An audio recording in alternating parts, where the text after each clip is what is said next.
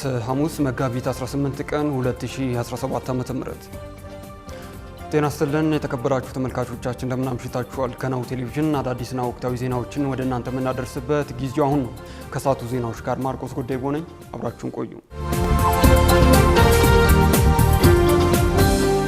አርዕስተ ዜናዎቹን አስቀድመን ገንዘብ ሚኒስቴር ዋና የመንግስት የልማት ድርጅቶች ከአበዳሪ መንግስታት ጋር ለሚደረግ የመግባቢያ ስምምነት ድርድር እንዲዘጋጁ አሳሰበ። ጠቅላይ ሚኒስትር ዶክተር አብይ አህመድ ያቀረቡት ጥሪ በዶክተር ደብረጽዮን ገብረ ሚካኤል በሚመራው ህወሓት ተቃውሞ ገጠመው። ከውጭ የአውሮፓ ህብረት በሩሲያ ላይ የጣለውን ማዕቀብ የሚያነሳው ሩሲያ ከዩክሬን ግዛት ሙሉ በሙሉ ስትወጣ መሆኑን አስታወቀ። ክቡራን ተመልካቾቻችን ወደ ዝርዝሮቹ አለፍን። በቅድሚያ የኢኖቬሽንና ቴክኖሎጂ ሚኒስቴር አላግባብ የህዝብና የመንግስት ሀብት እንዲባክን ማድረጉን የሚገልጽ አቤቱታ በምክር ቤት ቀረበ። የኢኖቬሽንና ቴክኖሎጂ ሚኒስቴር አላግባብ የህዝብና የመንግስት ሀብት እንዲባክን አድርጓል ሲል በህዝብ ተወካዮች ምክር ቤት የመንግስት ወጪ አስተዳደርና ቁጥጥር ጉዳዮች ቋሚ ኮሚቴ አስታውቋል። ቋሚ ኮሚቴው ይህንን ያለው የሚኒስቴሩን የፕሮጀክት ውልና የሰው ሀብት አስተዳደር አፈጻጸም የክዋኔ ሪፖርትን በገመገመበት ወቅት ነው። የቋሚ ኮሚቴው ሰብሳቢ ዶክተር የሽመቤት ደምሴ ሚኒስቴር መስሪያ ቤቱ የሚያከናውናቸው ፕሮጀክቶች ወደ ትግበራ ከመግባታቸው በፊት የቅድመ አዋጭነት ጥናት ግምገማ ተደርጎላቸው እንዲከናወኑ አልተደረገም ብለዋል። በተጨማሪም ፕሮጀክቶቹ ሳይጠናቀቁ አቋርጦ በጀቱን ወደ ሌላ ፕሮጀክት የማዘዋወር ሂደት ረገድ የህግ፣ የመመሪያ፣ የአሰራር ጥሰት የታየበት በመሆኑ ሊታረም እንደሚገባ አስገንዝበዋል። በተጨማሪም ከግማሽ ቢሊዮን ብር በላይ የበጀት ጉድለት እንደተገኘበት በማመላከት የአሰራር ሂደቶችን በማረምና ለጉድለቱ መንስኤ የሆኑ ግለሰቦችን የህግ ተጠያቂነት በማድረግ ለምክር ቤቱ እንዲያሳውቅ ቋሚ ኮሚቴው አሳስቧል። የፌዴራል ዋና ኦዲተር ወይዘሮ መሰረት ዳምጤ ተቋሙ የተገኘበትን የኦዲት ግኝት ማስተካከያ ለማድረግ ዝግጁነት የለውም ሲሉም ተናግረዋል። ተጀምሮ ላልተጠናቀቀ ፕሮጀክት ገንዘብ ወጪ ተደርጓልም ብለዋል። በኦዲት ክፍተቶች ላይ የፌዴራል ጸረ ሙስና ኮሚሽን ክትትል በማድረግ የህግ ተጠያቂነትን ማስፈን እንደሚጠበቅበትም ተመላክቷል። የኢኖቬሽንና ቴክኖሎጂ ሚኒስትር ዶክተር በለጠ ሞላ በበኩላቸው ተቋሙ የሚሰራቸው ስራዎች ዘርፈ ብዙ በመሆናቸው በአንዳንድ ዘርፎች የኦዲት ጉድለት ተከስቷል ሲሉ ተደምጠዋል። ገንዘብ ሚኒስቴር ዋና የመንግስት የልማት ድርጅቶች ከአበዳሪ መንግስታት ጋር ለሚደረግ የመግባቢያ ስምምነት ድርድር እንዲዘጋጁ አሳሰበ። ሚኒስቴሩ ተቋማቱ እንዲዘጋጁ ያሳስበው ኢትዮጵያ አበዳሪዎቿን ከሚወክሉ ኮሚቴ ጋር የ8.4 ቢሊዮን ዶላር ገደማ ዕዳ ለማሸጋሸግ በመርህ ደረጃ ስምምነት ላይ ከደረሰች በኋላ ነው ተብሏል። የኢትዮጵያ የዕዳ ሽግሽግ ጉዳይ ላለፉት 4 ዓመታት ሲጠበቅ የነበረ መሆኑም ተገልጿል። ሀብታም አያሌው ዝርዝሩን አዘጋጅተዋለች። ገንዘብ ሚኒስቴር ዋና ላላቸው የመንግስት የልማት ድርጅቶች ከአበዳሪ መንግስታት ጋር ለሚደረገው የመግባቢያ ስምምነት ድርድር እንዲዘጋጁ ማሳሰቢያ ሰጥቷል። ገንዘብ ሚኒስቴር ዋና ላላቸው የመንግስት የልማት ድርጅቶች ኢትዮጵያ ከኦፊሴላዊ አበዳሪዎች ኮሚቴ ጋር ስምምነት ላይ መድረሷን ተከትሎ መንግስት ለዕዳ አከፋፈል ሽግግር ለሚያደርገው ጥረት ማብራሪያ ሰጥቷል። መጋቢት 17 ቀን 2017 ዓ.ም ማብራሪያውን የሰጡት የገንዘብ ሚኒስቴር ዴኤታ አብዮት ተካሌ ናቸው። ይህ የኢትዮጵያ የዕዳ ሽግሽግ ጉዳይ ላለፉት 4 ዓመታት ሲጠበቅ የነበረ ነውም ተብሏል። ከዚህ ቀደም ጠቅላይ ሚኒስትር አብይ አህመድ ኢትዮጵያ በ2014 ብቻ 1.7 ቢሊዮን ዶላር ዕዳ ከፍላለች ማለታቸው ይታወሳል። የዕዳው መጠንና የመክፈያ ጊዜ መደራረብም ሀገሪቱን ከፍተኛ ጫና ውስጥ ጥሏታል ብለዋል። ጠቅላይ ሚኒስትሩ መጋቢት 11 ቀን 2017 ዓ.ም በሕዝብ ተወካዮች ምክር ቤት ማብራሪያ ሲሰጡ የኢትዮጵያ የዕዳ ጫና በማቃለል ረገድ አዎንታዊ ተጽዕኖ የሚያመጣ ለውጥ መኖሩን ተናግረዋል። በመሆኑም ኢትዮጵያ የ8.4 ቢሊዮን ዶላር ገደማ የዕዳ አከፋፈልን ለማሸጋገር ከኦፊሴላዊ አበዳሪዎች ኮሚቴ ጋር በመርህ ደረጃ ከስምምነት ላይ መድረሷን ገንዘብ ሚኒስቴር ባለፈው አርብ አስታውቋል። የገንዘብ ሚኒስትሩ አቶ አህመድ ሺዴ ስምምነቱ ኢኮኖሚውን ለማረጋጋት መንግስታቸው በሚያደርገው ጥረት ትልቅ ምዕራፍ እንደሚሆንም ገልጸዋል። ገንዘብ ሚኒስቴር ባለፈው ጥር ይፋ ባደረገው ሰነድ መሰረት 52 በመቶ የዓለም አቀፍ ተቋማት፣ 28.31 በመቶ የመንግስታት የቀረው የግል አበዳሪዎች ድርሻ ነው ተብሏል። ዓለም ባንክ በታህሳስ 2016 ዓ.ም ይፋ ባደረገው ሰነድ በአንጻሩ በጎርጎሮሳውያን 2023 የኢትዮጵያ አጠቃላይ የውጭ ዕዳ ክምችት 33 ቢሊዮን ዶላር ገደማ መድረሱን አሳይቷል። በሰነዱ መሰረት ኢትዮጵያ ዓለም ባንክና የአፍሪካ ልማት ባንክ ከመሳሰሉ ዓለም አቀፍ ተቋማት የተበደረችው 14 ቢሊዮን ዶላር ከውጭ ዕዳዋ ወደ 48 በመቶ ድርሻ ይይዛል። ከምዕራባውያንና ቻይና ከመሳሰሉ ሀገራት የተበደረችው ከውጭ ዕዳዋ 35 በመቶ ገደማውን ድርሻ አላቸው ተብሏል።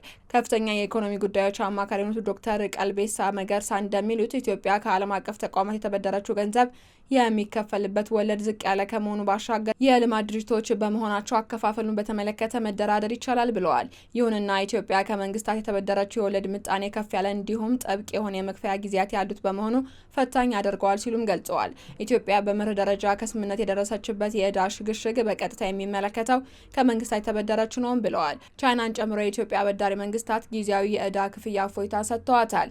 ኢትዮጵያና የአበዳሪዎች ኮሚቴ በመርህ ደረጃ የደረሱበት ስምምነት በመግባቢያ ስምምነት የበለጠ ተብራርቶ መደበኛ እንደሚሆንም የገንዘብ ሚኒስቴር አስታውቋል። የኢትዮጵያና የአበዳሪዎች ኮሚቴ የተስማሙበት የዕዳ አከፋፈል ማሻሻል ዓለም አቀፉ የገንዘብ ድርጅት ለጠቅላይ ሚኒስትር አብይ አህመድ መንግስት 3.4 ቢሊዮን ዶላር ከሚያበድሩበት የተራዘመ የብድር አቅርቦት መርሃ ግብር ጋር የተያያዘ ነው ተብሏል።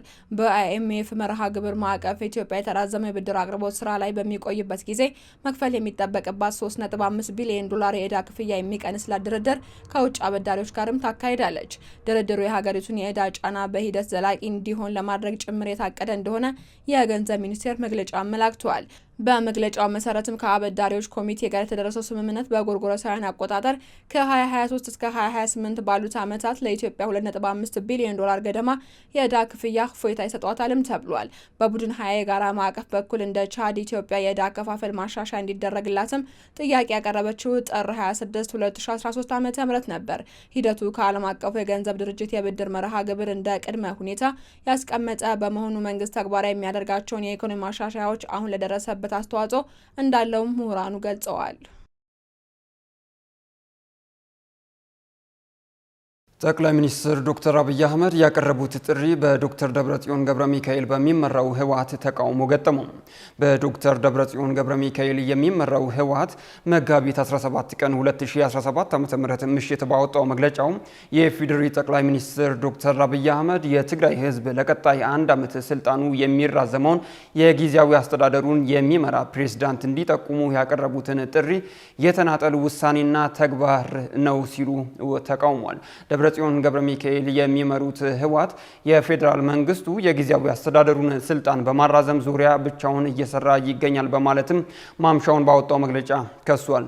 ጊዜያዊ አስተዳደሩ የፕሪቶሪያ የግጭት ማቆም ስምምነት ውጤት እንጂ የፌዴራል መንግስቱ ብቸኛ ውሳኔ አይደለም ያለው ቡድኑ ለጊዜያዊ አስተዳደሩ አዲስ ፕሬዝዳንት በመሾም ዙሪያ በቅርቡ ከፌዴራል መንግስቱ ጋር ውይይት መደረጉንና የቡድኑ ማዕከላዊ ኮሚቴ የጊዜያዊ አስተዳደሩ ምክትል ፕሬዝዳንት ጀነራል ታደሰ ወረደ በጌታቸው ረዳ ምትክ በፕሬዝዳንትነት እንዲሾሙ መወሰኑን ገልጿል።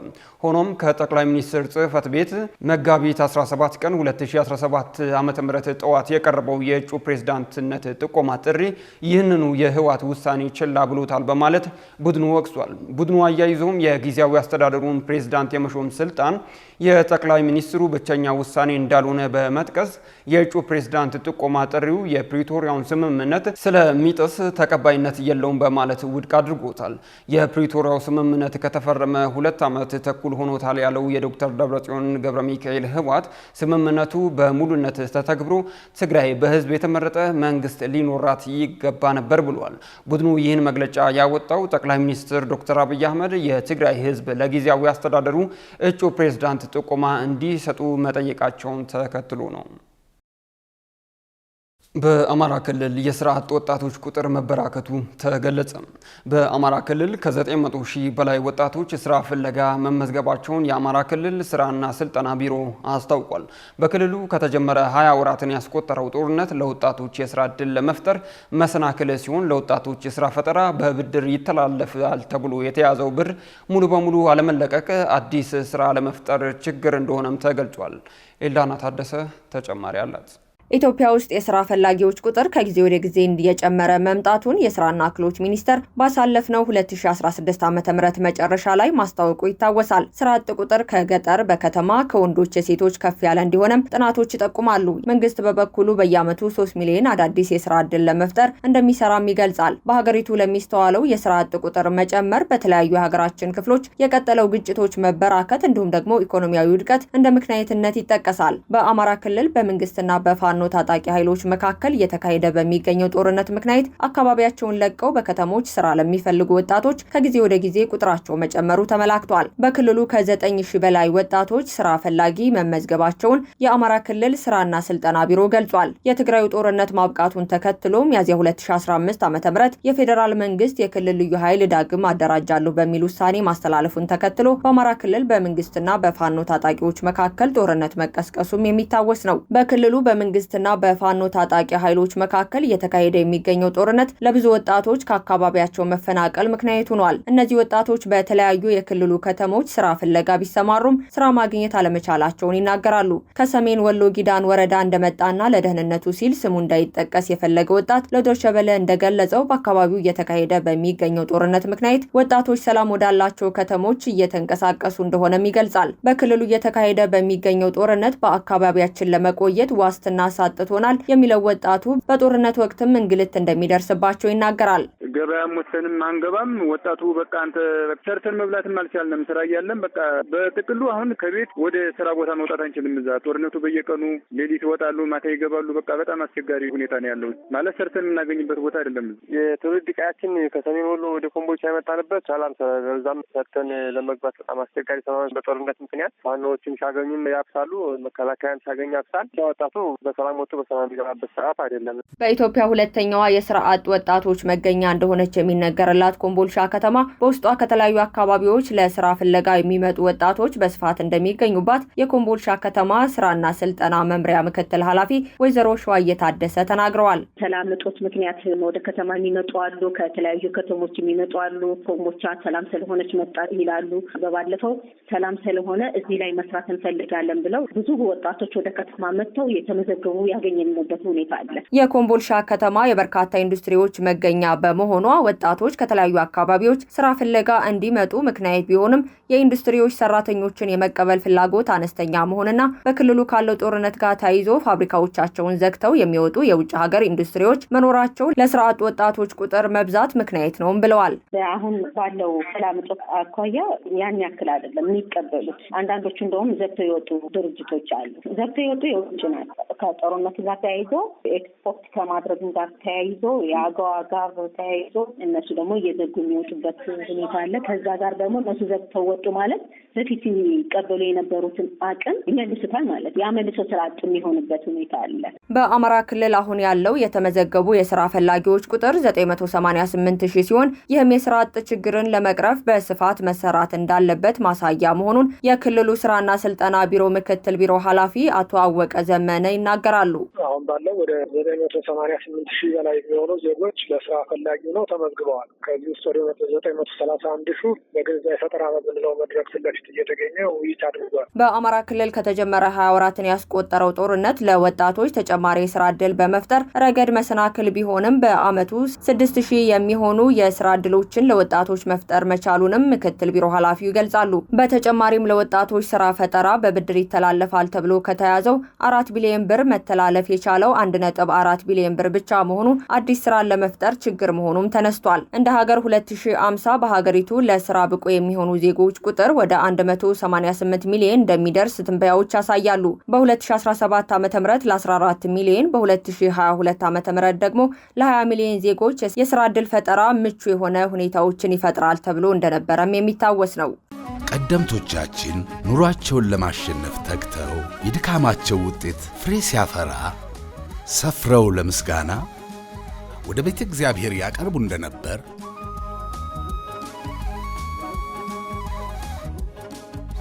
አባቶቻችንም በትውልድ ርክክብ ተቀብለው ከእምነታቸው ሳያጎድሉ ከገቢያቸው ላይ አስራት በኩራት በማውጣት ትእዛዝ አምላክን በመፈጸም በረከት ማግኘትን እንዳስተማሩን እኛ ደግሞ የዚህ ዓለም ወከባ ሳያዘናጋን በጊዜ መጣበብ ሳንስተጓጎል ከእምነት ከሥርዓታችን ሳንጎድል አስራታችንን በዘመናዊ መንገድ በአቢሲኒያ ባንክ የአስራት በኩራት ልዩ አገልግሎት በኩል በማውጣት ሃይማኖታዊ ግዴታችንን መወጣት ቀጥለናል።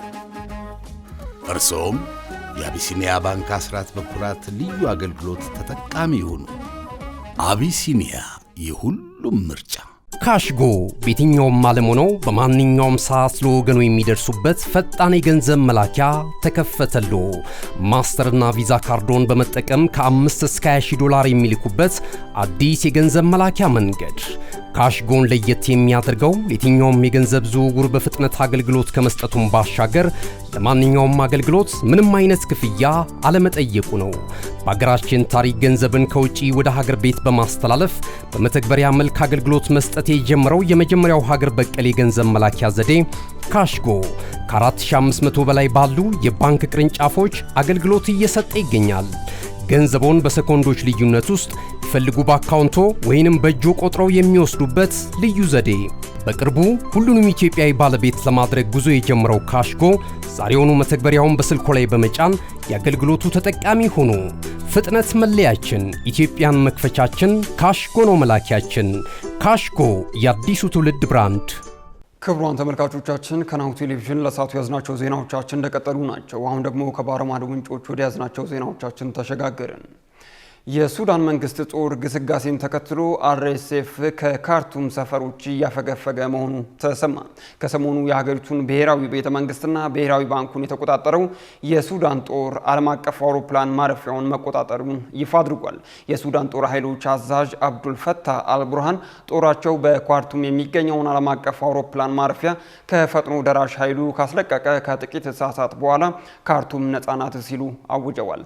ጀነራል አብዱል ፈታህ አልቡርሃን ጦሩ በካርቱም የሚገኘውን የሀገሪቱን ዓለም አቀፍ አየር ማረፊያ ከተቆጣጠረ ከጥቂት ሰዓታት በኋላ በስፍራው የደረሱ ሲሆን ፕሬዝዳንታዊ ቤተ መንግስቱንም ጎብኝተዋል። በአካባቢው የነበሩትን የፈጥኖ ደራሽ ኃይሎች ከበባ ውስጥ በማስገባት ከደመሰሳቸው በኋላ መሆኑን ተጠቁሟል። የጦሩ ቃል አቀባይ ብርጋዴር ጀነራል ነቢል አብደላህ ለአጃንስ ፍራንስ ፕሬስ እንደገለጹት ፈጥኖ ደራሽ ኃይሉ የአውሮፕላን ማረፊያውን እንደ አውሮፓውያኖቹ የዘመን አቆጣጠር ከመጋቢት 2023 ጀምሮ ተቆጣጥሮት ነበር ብለዋል። የሱዳን መከላከያ ጦር ባለፈው አርብ በከተማዋ የሚገኘውን ፕሬዝዳንታዊ ቤተ መንግስት፣ በማግስቱ ቅዳሜ ደግሞ የሀገሪቱን ብሔራዊ ባንክ ተቆጣጥሯል። የዓይን እማኞች በበኩላቸው የፈጥኖ ደራሽ ኃይሉ ወታደሮች ከከተማዋ ትተው ጀበል አውላ ወደ ተባለው አካባቢ መሸሻቸውን ገልጸዋል። የፈጥኖ ደራሽ ኃይሉ አውሮፕላን ማረፊያውን ስለመነጠቁ ማረጋገጫ አሊያም ማስተባበያ ለመስጠት ፈቃደኛ አለመሆኑን ዘገባው አክሏል። የአውሮፓ ህብረት በሩሲያ ላይ የጣለውን ማዕቀብ የሚያነሳው ሩሲያ ከዩክሬን ግዛት ሙሉ በሙሉ ስትወጣ መሆኑን አስታወቀም። የአውሮፓ ህብረት በሩሲያ ላይ የጣለውን ማዕቀብ ለማሻሻልም ሆነ ለማንሳት የሞስኮ ኃይሎች ከዩክሬን መውጣት እንደ ዋነኛ ቅድመ ሁኔታ እንደሚያስቀምጥ አስታውቋል።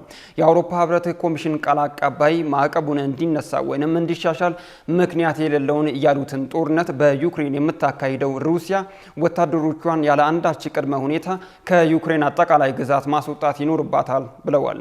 የህብረቱ አባል ሀገራት በሩሲያ ላይ ከዚህ ቀደም የጣሏቸውን ሁለት ማዕቀቦች ባለፈው ጥርና በመጋቢት መጀመሪያ ላይ ለተጨማሪ 6 ወራት አራዝመዋል። በማዕቀቦቹ ላይ ለውጥ ለማድረግ ደግሞ የ27ቱም አባል ሀገራት ሙሉ ስምምነት ያስፈልጋል ተብሏል።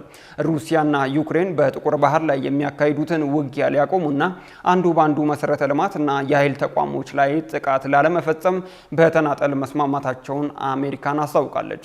ዋሽንግተን በበኩሏ በሞስኮ ላይ ከተጣለችው ማዕቀብ የተወሰነውን ማንሳቱን እንደምትገፋበት ከሩሲያ ጋር በደረሰችው ውል ላይ መስማማቷን አስታውቃለች። በመጨረሻ እስራኤል በጋዛ የሚገኙ ከ100 በላይ መኪኖችን ኢላማ ማድረጓን አስታወቀች። የእስራኤል ጦር ከሀገር ውስጥ ደህንነት ኤጀንሲ ጋር በመተባበር በሰጠው መግለጫ ሐማስ በጥቅምት 7ቱ ጥቃት ድንበር ጥሶ ለመግባት ተጠቅሞባቸዋል የተባሉ ከ100 በላይ ፒክአፕ መኪኖች ላይ ኢላማ ማድረጉን አስታውቀዋል። የእስራኤል ጦር እና የእስራኤል የሀገር ውስጥ ደህንነት ኤጀንሲ እንዳሉት መኪኖቹ የሽብር ጥቃት ለመፈጸም እና የጦር መሳሪያዎችን ለማዘዋወር ጥቅም ላይ ውለዋል። የእስራኤል ጦር ሐማስ ለምሽግነት ይጠቀሟቸዋል በሚል በተደጋጋሚ የንጹሃን ንብረቶችና መንገዶችንና መሰረተ ልማቶችን እንዲሁም መስጂዶችና ሆስፒታሎችን ሲያወድም መቆየቱ ይታወሳል። ከጥቅምት 2023 ጀምሮ በእስራኤል ጥቃት ሴቶችና ህፃናትን ጨምሮ 50,000 ፍልስጤማውያን ህይወታቸው ሲያልፍ ከ113,000 በላይ የሚሆኑት ደግሞ ቆስለዋል።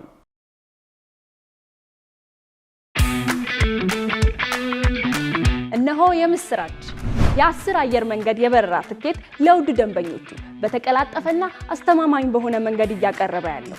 በዚህም በደንበኞቹ የተመሰገነው ጉዞጎ አሁን ደግሞ ተደራሽነቱን በማስፋት ተጨማሪ ባንኮችን በማካተት ለውድ ደንበኞቹ የበለጠ አስተማማኝ ለመሆን ችሏል። የጉዞጎን አፕሊኬሽን ከአፕ ስቶር ወይም ከፕላይ ስቶር በማውረድ የመነሻና የመድረሻ ከተማዎትን መርጠው ዋጋ አወዳድረው የሀገር ውስጥም ሆነ ዓለም አቀፍ በረራ ማድረግ ካሰቡ የበረራ ትኬቶን ክፍያ በአቅራቢያው በሚገኙ ባንኮች አንድም በአካል በመሄድ ወይም በኦንላይን የክፍያ አማራጮች ክፍያዎትን በመፈጸም የበረራ ትኬቶን በእጅ ያስገቡ። ከዚህም በተጨማሪ እንደ ሁሉ ጊዜው ወደ ጉዞጎ የጥሪ ማዕከላችን 7473 በመደወል ከሙሉ የበረራ መረጃ ጋር የ24 ሰዓት የትኬት አገልግሎት ማግኘት እንደሚችሉ ስናበስሮ በታላቅ ደስታ ነው። ለበረራዎ ጉዞጎ።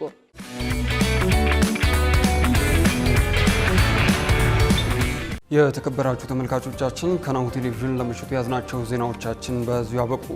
ከሳቱ ዜናዎች ጋር ማርቆስ ጉዴቦ ከመላው የስቱዲዮና የቴክኒክ ክፍል ባልደረቦቻችን ጋር በጋራ በመሆን ቆይታ አደረግን። መልካም ምሽት።